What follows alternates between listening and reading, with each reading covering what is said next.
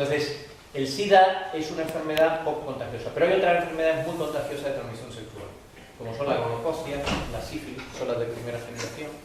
Después hay otras, como el virus del papiloma humano, como las clamidias. De segunda generación serían las clamidias, y los microplasmas, el herpesvirus, la hepatitis B. Es decir, hay un montón, psicomonas, o sea, hay un montón de enfermedades de transmisión sexual. Entonces, a medida que se han ido lanzando estos mensajes de sexo seguro, que son falaces, que son falsos, pues se han disparado las enfermedades de transmisión sexual.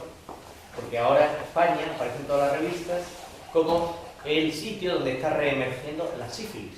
Y hay muchísimos casos de sífilis, especialmente en varones homosexuales españoles, que también a veces son bisexuales, lo transmiten a mujeres. Y esto a veces lo transmiten a hijos, y hay sífilis congénita, y cada vez está habiendo más sífilis congénita en España. La situación es lamentable, pero eran enfermedades de primera generación, eran enfermedades bacterianas, que además teníamos tratamiento para que estén controlados. Luego pasaron enfermedades por clamidia y tal, luego enfermedades virales, para las virales, como la hepatitis, como el papiloma humano, como el virus, como el VIH, pues no tenemos tratamiento que lo erradique, o sea, que son, y además son cancerígenas, o sea, muchas de estas enfermedades de transmisión sexual virales acaban produciendo un cáncer.